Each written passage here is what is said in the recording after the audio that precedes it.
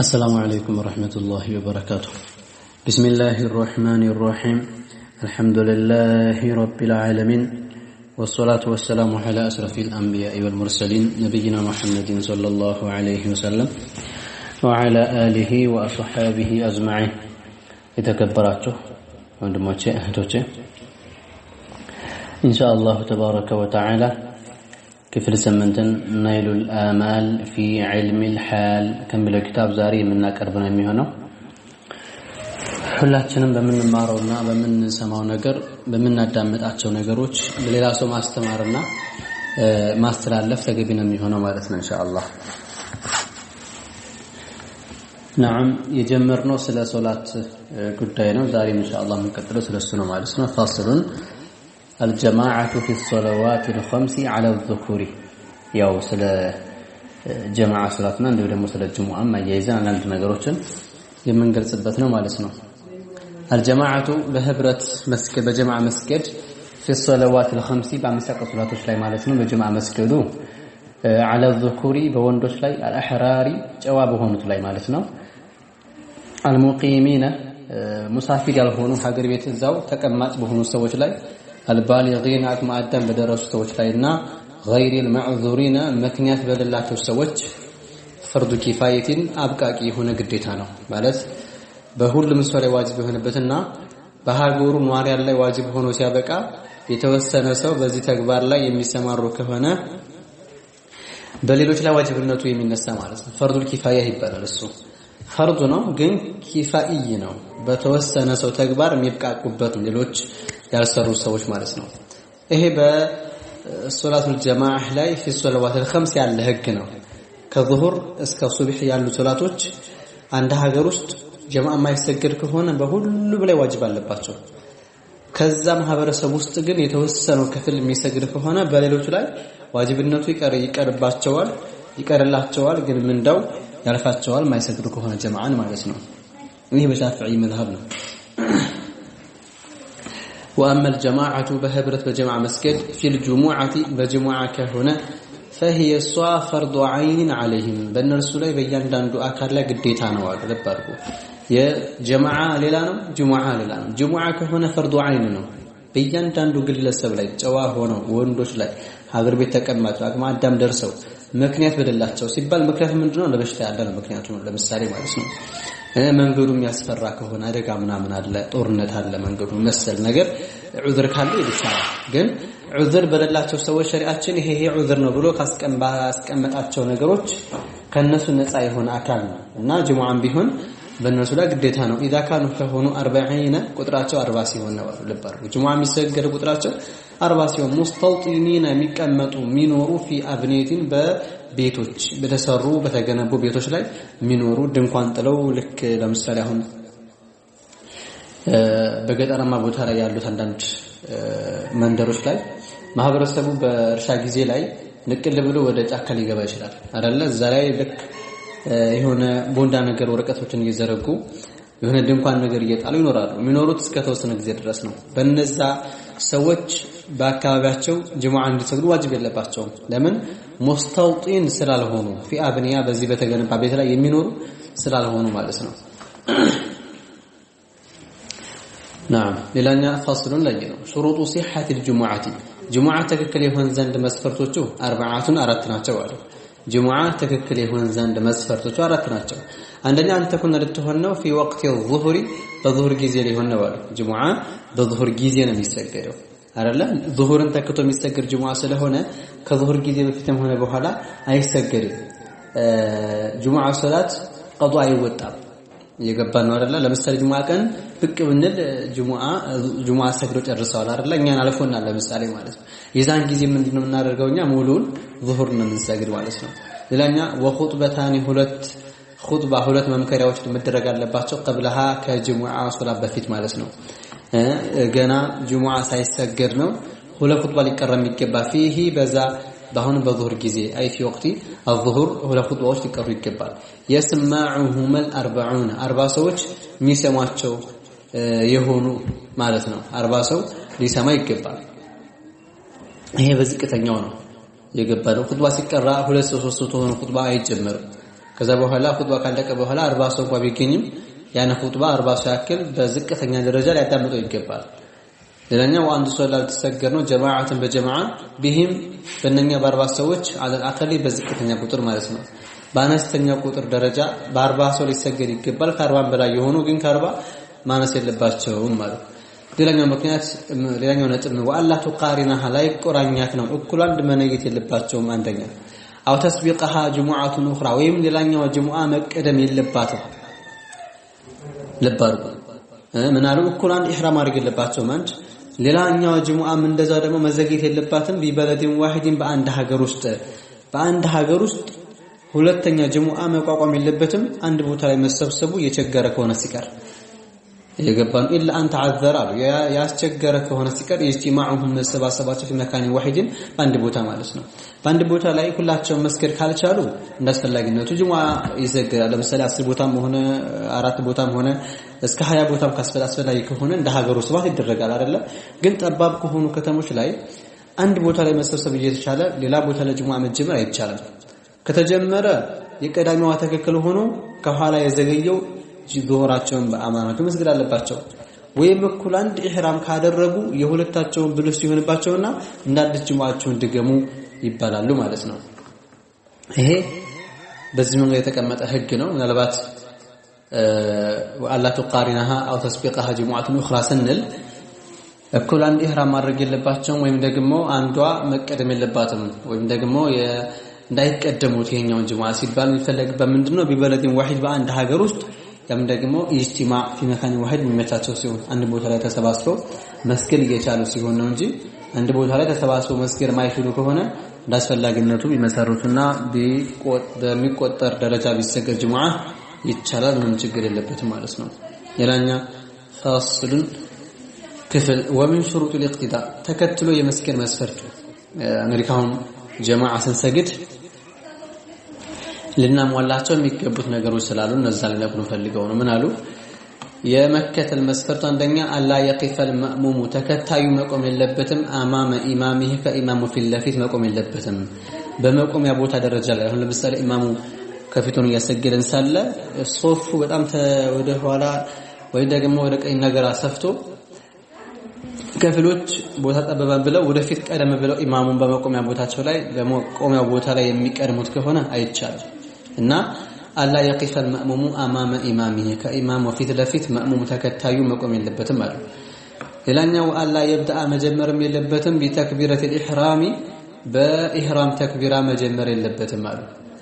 በኢህራም ተክቢራ መጀመር የለበትም قبل فراغ ኢማሚህ منها ኢማሙ እሷን ከመጨረሱ በፊት ለባርጉ ኢማሙ ንያርጎ ሳይገና አላሁ አክበር በሚልበት ጊዜ ላይ ተከታዮቹ ከኋላ መእሙሞች ተክቢር አድርገው መጨረስ የለባቸውም ነው እና قبل حتى ራሱ አብረው እንኳን ኢህራም ማድረግ አይፈቀድላቸውም። እኩል አንድ ኢህራም ካደረገው ይቻላል። ተከታይና ኢማም መቀደም አለበት በኢህራም አይደለ? አላሁ አክበር ብሎ አክበር የሚለው ራአን ከባፉ ከተናገረ በኋላ እንጂ አይቻልም እንጂ ገና ወሰሊ ብሎ እንትን ኢማሙ መነየት ሲጀምር ከኋላኛ ያለው ሰው አላሁ አክበር ብሎ የሚጨርስ ከሆነ አይቻልም ማለት ነው። نعم ሁለተኛ ማለት ሌላኛ ወአን ላ የተቀደመ عليه ከኢማሙ መቀደም የለበትም ተከታዩ ማለት ነው። ቢሩኩኒን ፊዕልይን ድርጊታዊ በሆነ ማዕዘን በአንድ ማዕዘን እንዳይቀደመው ወላ ተብጡል الصلاه بذلك በዚህ አንዴ በመቀደሙ ሶላቱ አይበላሽበትም። ለምሳሌ ኢማሙ ፋቲሃ እየቀራ ሳለ መእሙሙ ሩኩዕ አደረገ ለምሳሌ አይቶ አይደለ? ኢማሙ ፋቲሃ እየቀራ ሳለ መእሙሙ ፋቲሃን ጨርሶ ሩኩዕ ካደረገ ወንጀል ነው የሚሆንበት። ሁለት ማዕዘን ሁለት ሩኩን ሲቀደሙ ግን አሰጋጅና ኢማሙን ዘን ጊዜ ይበላሽበታል ማለት ነው።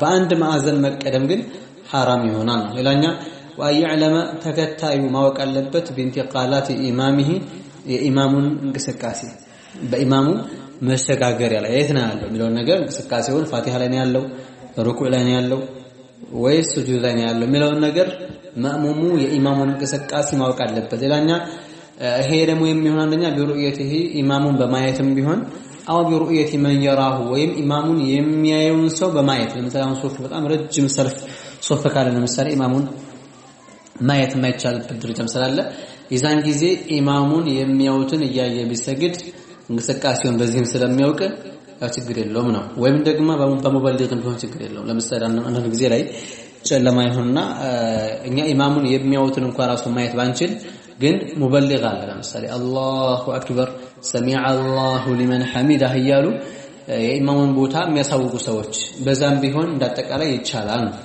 ሌላኛ ወአየኑ የልእቅቲዳእ ቢሂ በኢማሙ መከተልን መነየት አለበት። ኡሰሊ ፈርድ الظهر ለምሳሌ 4 ረክዓትን لله تعالى مأموما ወይም ጀማዓተን ወይም ኢቅቲዳአን ብሎ መነየት አለበት አለ። مع تكبيرة الإحرام كإحرام تكبيرة ጋራ في الجمعة በجمعة ሶላት ማለት ነው። በجمعة ሶላት ላይ ከሆነ أصلي فرض الجمعة ركعتين لله تعالى مأموما ልባርኩ مأموما ሚለውን ኢህራሙ ጋራ አላሁ አክበር ሲል በቀልቡ ሊያመጣ የሚገባ ነው።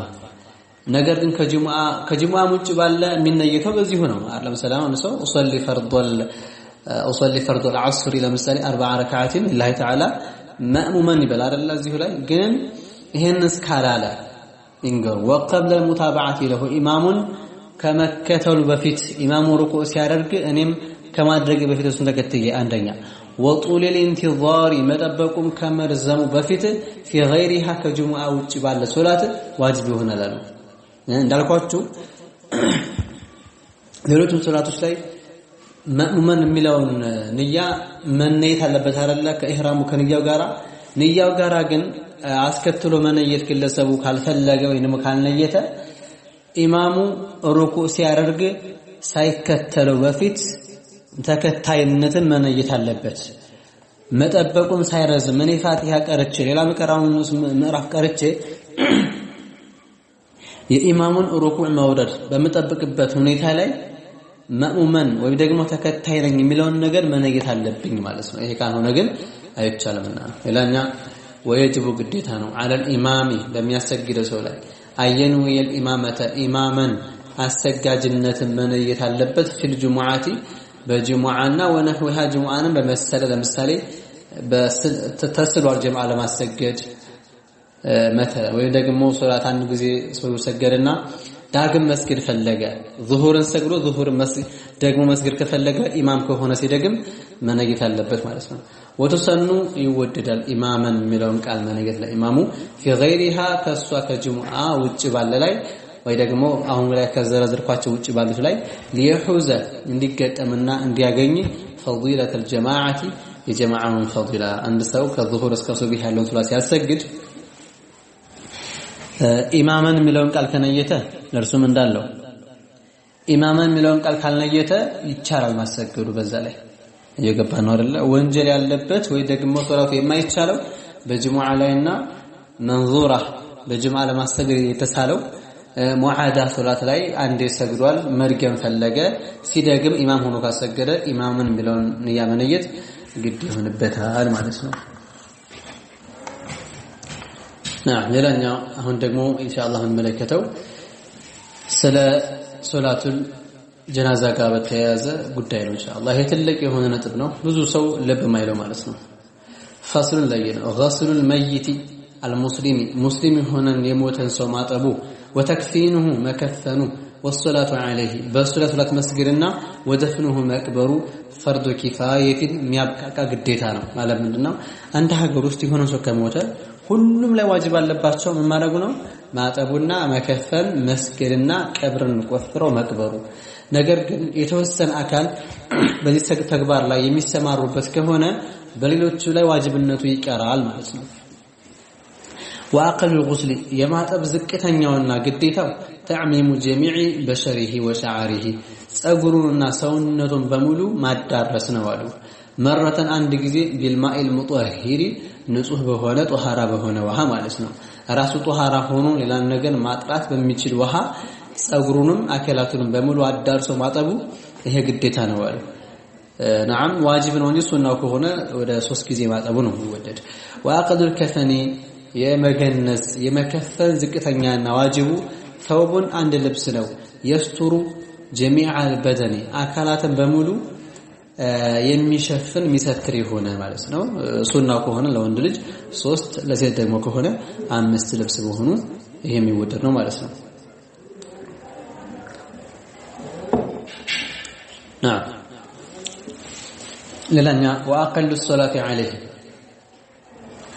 በዚህ በሞተ ሶላትን የመስገድ ዝቅተኛና ዋጅቡ አንደኛ አንየቱ ንያ መነየት ነው ለምሳሌ ከንየቲ أصلي فرض الجنازة على هذا الميت ይላል የሞተው አሲድ ደግሞ ከሆነች أصلي فرض الجنازة على هذه الميتة ብሎ ይነይታል على هذا በሚል በቦታ ላይ على هذه الميتة ብሎ ማለት ነው نعم ለሁለቱም አብቃቂ ሆነን ይያለ ሴትም ትሁን ወንድም ቢሆን أصلي على من صلى هذا الإمام ብሎ ከነየተም የሚያብቃቃ ሆነን ይያ ነው ማለት ነው ሌላኛ واربع تكبيرات አራት ጊዜ ተክቢራዎችን መከበር አለበት مع القيام للقادر የቻለ ሰው ከመቆሙ ጋራ የሚሰገደው ተቆሙ ነው ዋጅብ ነው መቆሙ የቻለ አካል ማለት ነው ሌላኛ وقراءة الفاتحة فاتحة መቅራት አለበት بعد التكبيرة الأولى ከመጀመሪያ ተክቢራ በኋላ ሲነይት الله أكبر ካለ በኋላ ምንድነው የሚቀራ ፋቲሃ ነው አይደል የሚቀራ ፋቲሃ ከቀራ በኋላ الله أكبر ይበል ያው የጀናዛ ሶላት ሩኩዕም ሆነ ስጁድ የለውም ይሄንን ተከከበረ በኋላ ምንድነው የሚለው የሚቀራ ወሰላቱ ዐለ ነብይ ሰለላሁ ዐለይሂ ወሰለም بعد التكبيرة الثانية ከሁለተኛው ተክቢራ በኋላ በነብዩ ላይ ሶላዋት ያወርዳል اللهم صل على محمد عبدك ونبيك የሚለውን ይቀራል نعم ይሄ ከቀረ በኋላ ምንድነው የሚለው አሁንም الله اكبر ነው የሚለው እዛው እንደቆመ ሌላኛ ወዱዓኡ ሊልመይት አሁንም ለሞተው ሰው ዱዓ ያደርጋል ከቀውሊ ለምሳሌ ለምስል اللهم اغفر له وارحمه ሲከሆነ ደግሞ اللهم اغفر لها وارحمها የሚለውን بعد التكبيرة الثالثة ከሶስተኛው ተክቢራ በኋላ ሶላትን እንዳወረደ الله اكبر ይላል ከዛ ደግሞ ይሄንን ዱዓ ነው የሚለው ማለት ነው ይሄንን ዱዓ ከጨረሰ በኋላ አሁንም እንደሚለው الله اكبر ይላልና የመጨረሻው ወሰላሙ ወሰላመቱ ነው بلفظ السلام عليكم በሚለው ቃል بعد التكبيرة الرابعة ከአራተኛው ተክቢራ በኋላ ማለት ነው نعم هكذا ቀለል ባለ መንገድ እነኚህ ናቸው ዋናዎቹ የሚደረግ ሰፋ ያለ ዱዓ ይኖራል ያ ዱዓ ማለቱ የሚወደድ ነገር ነው ግን እንደ ግዴታነት እንደ ዋጅብነት የተቀመጠው ግን ይሄው ነው አያችሁ ምን ያክል ቀላል እንደሆነ አጂብ መጀመሪያ ንያም ፋቲሃ ቀርቶ ይከብራል ሰላዋት አውርዶ ይከብራል ዱዓ አድርጎ ይከብራል ከዚያ ሰላምታል ማለት ነው ወላ ሙድ فيها በሷ ላይ ግድ ነው አሉ ሚን ሹሩጥ الصلاه የሶላት መስፈርቶች ሊሟሉ የግድ ነው በሶላቱ ጀናዛ ላይ ሌሎች ሶላቶችን በመሰግድበት ሰዓት ልናሟላቸው የሚገቡት መስፈርቶች ሊሟሉ ይገባል ለምሳሌ ከጧሃራቲ ጧሃራ መሆኑን ይመስል عن الحدث الاصغر والاكبر ከትልቅና ከትንሹ ውዱን ከሚያበላሽ ነገር ትጥበትን ከሚያስወጅብ ነገር ሐደትን ከሐደቱ የነጻ የጠራ ሊሆን ይገባል እንጂ ውዱ የሌለው ሰው ጀናዛ እንዳይሰግድ አንዳንድ ሰው የሚያገራራ ሰው አለ ሱብሃንአላህ ሩኩዕ የለው ስጁድ የለው ምን ችግር አለው ያለ ውዱ ቢሰገድ እንደማለት የሚል ሰው አለ ይሄ አይደለም ሌላኛ ወሃን ነጃሳ ከነጃሳ መንጻት አለበት ነጃሳ ካለበት የሰውን አጥቦ መቆሚያ ቦታው ጧሃራ የለበሰው ልብስን ጧሃራ ሊሆን ይገባል ሌላኛ ወሲቅባል القبلة ወደ ቂብላ ሊቅጣጭ ይገባል ነው ወተርኪል ሙብጢላት ሶላትን የሚያበላሹ ነገሮችን መራቅና መተው አለበት ሌላኛ የመጨረሻ واقل الدفن የመቅበር የመድፈን ዝቅተኛና ዋጅቡ ሑፍረቱን መቆፈር መማስ ነው ተክቱሙ رائحته ሽታውን የሚሸሽግና የሚደብቅ ሲሆን የሚቆፈረው ያቁፋሩ በመልክ ነው የሚሆነው ማለት ነው የሞተውን ሰው የመይቱን ሽታና ራኢሐውን በሚደብቅ በሚሸሽግ ልክ ሊቆፈር ይገባዋል አራት ክንድ የሚለው ተጨማሪ ሱናዎች ናቸው እነሱ ነገር ግን እንደዋጅብነት ዝም ብሎ ቆፍሩ ሽታው የሚደብቅ ከሆነና ወተህርሱሁ من السباع የሆነ አውሬ ነገር እንዳያዋጣውም በሚጠብቅበት ልክ ሊቆፈር ይገባል ሽታ ምናምን ካደረጉት የሆነ ነገር ምናምን ነገር ለምሳሌ ሊቆፈሩ ያመቻል አይደለ እና ይሄ ነገር እንዳይሆን ሽታውን በሚሸሽግ ልክና ከማንኛውም ከዱር እንስሳ ከዱራውሬዎች በሚጠበቅበት ልክ ሊቆፈር ይገባል ሌላኛ ለምጨረሻ ويجب توجيه صدره الى القبلة ደረቱን ወደ ቂብላ ማዞር ግዴታ ነው አሉ ሲቀበር ጊዜ አንደ ሰው ደረቱ ወደ ቂብላ ማዞር አለበት ማለት ነው ኢንሻአላህ ዛሬ በዚህ ነው እናቆም ተቀማጭ አላህ ይርገን ወአኺሩ ዳዕዋና አን አልሐምዱሊላሂ ረቢል ዓለሚን